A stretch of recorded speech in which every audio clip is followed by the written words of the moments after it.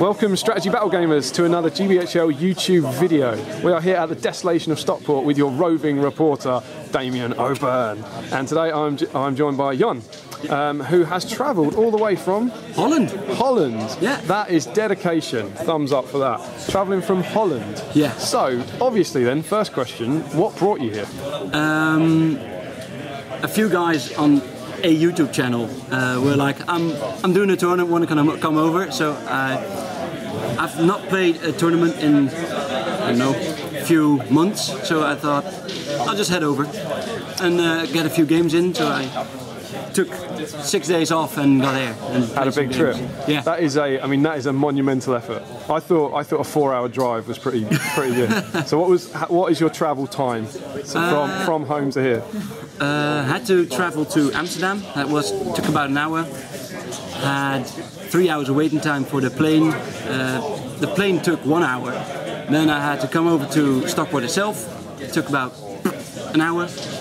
So in total, 6-7 hours, something like that? 7 hours, yeah. So not actually that much further, not much longer than me, like travelling up the motorway. The plane takes you there real quick. Yeah. Cool. So so brilliant. Great to have some international people here. How are you enjoying the tournament? Wonderful. Had 3 wonderful games. One that I got massacred at. That wasn't that much fun, but I still enjoyed it. Because we are just at the end of game 4, so the end of day 1. Yeah. So 4 great games, or 3.5. How are you doing so far? I've lost everything. You've lost everything, and I've enjoyed every bit of it. I can't remember the words. Opinion to be cherished. That's wrong. You know what I mean? An attitude. Yeah. That's what I'm after. An attitude to be encouraged. Everything was great. I had what's important is the great games. Yeah. I saw wonderful models, and I'm glad I compared to wonderful models. Great. Yeah, you absolutely do. So, talking of wonderful models, why don't you talk us through your army and what you brought? All right. I brought Balin with Durin's axe as that's old Balin, army, yeah, the old one, yeah, with Durin's axe. And I gave him 2 bodyguards with humongous shields, along with 3 others with shields. But they're just modelled that way. There's not a rule for that or anything. That's just fluff. Yeah, and we love a bit of fluff. Yeah. God, they look 2 brilliant. Casagard, a banner, and 2 with 2-handed axes. And what about the bases on them? I've noticed they look really interesting. How have you done them? I had to do the underground Moria kind of feel, so I used railway sidings for homes. Put them on the bases and started clipping away, and just fantastic. Bit of sand, bit of dry brushing, and you're there. Absolutely real brilliant. Simple, and it looks stunning in my opinion. Yeah, it does. It looks great. So is that Balin your leader? Balin's my leader, yeah, Brilliant. definitely. So what else have you got with you? I brought her Floyd Stonehand, a conversion from the old Battle Games of Middle-earth captain. Sure, with a book down by his side, I can see that. It's one of the fantasy ranges. I sculpted a hand on it and did a little bit of the brace. And gave him a bodyguard since he was one of the old members of the Castle Guard that got upgraded. Gave him 2 shield bearing wolves, a hornblower, and 2 2-handed axes. Great stuff. Which leads us to your last warband, which I'm particularly impressed by. I had to input his brother with 4 Grimhammers. So it's all wielding big hammers and axes, and I converted the model from a Grimhammer and it's Dwarves, which, if I may say so, if this focuses, this will let me play. Come on, play nice. It's worth it. I think that's about as close as I can get. It is an absolutely. Thank you. Let's get on you there. Where are you? That is an absolutely stunning conversion. So this is a kind of fully armoured Dwarven. Yeah. Which is fantastic, and for me, it's exactly what a conversion should be, because that looks like a original model. It's absolutely gorgeous. So how did you do that? What are the parts from? It's a Grimhammer Captain. I had an extra sprue, so I clipped off his legs, clipped off the arms, but I kept the shoulder guards, clipped off the head and arms and feet from the Dwalin out of the Goblin Town set. and then put the pieces back together to make one giant model. Looks fantastic. He also looks, apart from the mohawk, he looks like maybe he'll look at the Battle of Five Armies as well, fully armoured up, which is pretty cool. That's one of the main reasons I wanted to do it. He had to be the badass captain of a group of warriors. Yeah. I noticed you said you've gone for Grimhammers, which often get they get a bit of a bad rep compared to Warriors of Erebor. So what was the thinking there? The main reason was looking badass, because I love looking. They do look badass. I love playing badass looking armies. Yep. And they have not been great in the tournaments. Oh, really? I did have 4 losses, so that kind of counts for itself. So would you say that they're not as people think, they're not as good? They have done well at certain moments, but the strength 3 does them in. I'm a fan of them, I have to admit. I think for an army of Thor, they might give you some nice tactical options. Yeah, they do. But obviously, defense 6 can kind of hurt them. And at the back there, what do I see lurking there? Some rather snazzy looking objectives. Yeah, every army I have has objective markers, so I couldn't leave the dwarves out. Yep. So I had a Gimli lying about, which I hadn't painted yet, so I stuck them on a little bit of cork and a 40mm base. Lovely stuff. Painted the Uruk-hai as my Uruk-hai army. So, very nice. Yeah. So I could mix it up a bit. Use the same colors as the rest of my army, so of course blend them in. I have this little objective marker with a backpack and a shield on it. You just point it towards me, tip it over. Oh, sorry, yeah. Yeah, like that. Yeah, lovely. So, sculpted little backpack. Very nice. A dwarven artifact on a marble. Dwarven artifact, let's see if we can get that. So, yeah, there we go. Very nice. And 2 marble. Oh, look really nice. You painted the marble effect onto those the statues. Great. So it's a really nice looking army, and I think other people have noticed that because you've been nominated for Best Army. Yeah, I'm in the top 10 Top now. 10. So let's hope I can finish it off with a top 1. Absolutely, and I'm not, well, as a fellow nominee, I hope you don't. But I'm not actually sure how that works. I think tomorrow the 10 of them get laid out and then everyone votes perhaps, something like that. Yeah, I heard that in the during lunchtime of the second day, we're going to put them all up. Cool. And I'm guessing a final vote. And UK Fredbear and DMS are going to do some voting of themselves. Cool.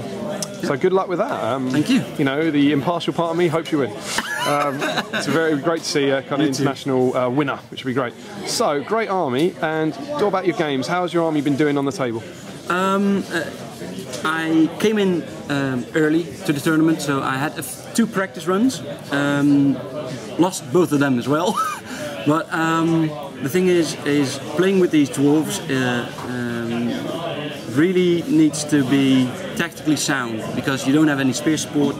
You have a few models that have to get into the fight, and I made a few mistakes of keeping my leaders back to try and keep them safe, but they should have got stuck in and started smashing things apart.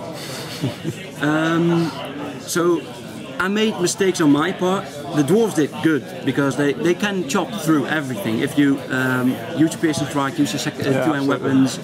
But I picked my fights wrong, and I picked the moments I wanted to use the two-handed hammer, two-handed weapons, or it's a big gamble. Yeah, it's a big gamble. I used it against low defense models when I shouldn't have, and I used it against. I didn't use it against high defense models when I should have. So I need to get my facts straight on my army. I've got to say, I hate fighting dwarfs.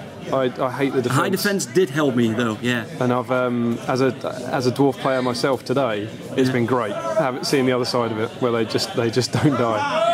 So some bit of Rohan action going on over there. So there is not perhaps tactically sound. Would you change anything perhaps for next time? Yeah, I probably use ditch Floy Stonehand and put in a shield bearer.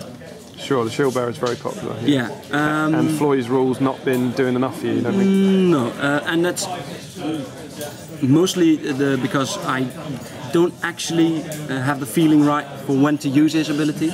Yeah, you're going 4 times a game, is that right? Is it a will point? He has 3 will points. 3 will. And during his move he can nullify a special rule on an enemy model.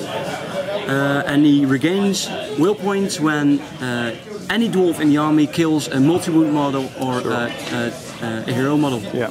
So you can use it a lot of times if somebody has a lot of heroes or multi-wound. Yeah, it's very powerful against certain models, like things like negating fly, negating the Undying's ability. If you come up against the right arm, I used Tariel against him once, and they negated her extra attack rule, which made her die very quickly. It worked. Get the right circumstances. I had one moment I was playing against a monster, and I didn't have any Cascade around to charge the monster, so I nullified the Terra special rule, so my dwarves would be certain to charge the monster. Sure. And in that case, it does work out, but I have to remember using it on the right moment. Yeah. Cool.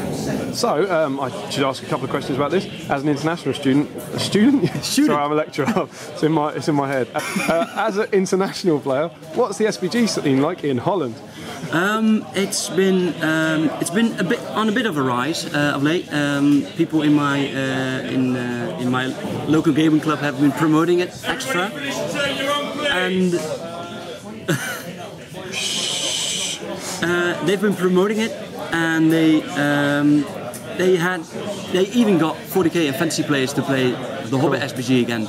So the last few Tale of Ix at the local store had a turn up of, I think, 14 people. 14. 14, right. Yeah. And before that it was 6. Sure, so growing. So it's more than double. So we've definitely, really, I don't want to, on their own channel, I don't want to blow their trumpet too much, but we've definitely seen an increase here. Last year averaging maybe 12, 15, 20, right. Probably 15 this year, comfortably averaging 20, and obviously this, got 50 people here. It's just fantastic. People come from different countries. Biggest biggest independent tourney ever. Woo! So thumbs up. And great to see some international players coming over. Yeah. So I had 3 days here, and they were great, and I got 2 days left. So absolutely. So talking of that, 3 games tomorrow. Yeah. We've got Seize the Prize first. Seize the Prize and the custom Taken Hold. Taken Hold. Yeah. So how do you rate your chances in those? I think I'll live with to the death. Yeah. I haven't got that much models, so it's going to be. You got a banner as well. I got a banner. Yeah. Leaders that are hard to kill. Yeah, so I think I'll do good in that. Get your maiden win there, sure. Yeah, absolutely. I think they'll do good, and the only thing I'm worried about is coming up against a cavalry army. Seize the Prize. Seize the Prize. Absolutely. Seize the Prize. Game of luck. Yeah. Come up against an army that's faster than yours. Heroic march to the middle. 50-50. Do they dig it up? It's game over. That's my biggest worry. But besides that, I think the previous. What do you call it? Scenarios were the hardest ones because you had to cross boards and run all over the place. But I think the 3 last scenarios will be kind to me. Well, as a fellow slow-moving infantry player, I hope we get drawn against each other at Seize the Prize. That would be a fairer contest, maybe. Yeah. So, final questions. Yeah. Give me a prediction. We're talking about 50 people. Where are you going to place? James did Dice of the God rolls for me, and I ended up 5th. After 4 losses, I don't think I'm going to make that. So I'm hoping I could be in the mid-range. So we're talking in the 20s? 20 to 30s, yeah. 20 that would to 30. Be great. Give me a number. 26. 26, you heard it here first. And I know you don't know too many of the people around here, but who's going to win? I've heard rumours about Ed Ball. Ed Ball with the Felbies? Yeah. Okay. I don't even know how they did in the tournament. I think he's doing all right. He got a draw in the first game. I think he's won everything since, so I haven't actually heard. Dun dun dun. Quick, to the newsroom. Actually, I wouldn't know. No. So we're going with Ed then, going with the Felbies. It's the only thing I know, so yeah. Great. Do that. Well, thank you very much for your time. It's great to see you making the effort over here. Don't forget to like, share and subscribe. Definitely on the channel. do that. Yeah. Absolutely. And support your Hobbit hobby and happy strategy metagaming.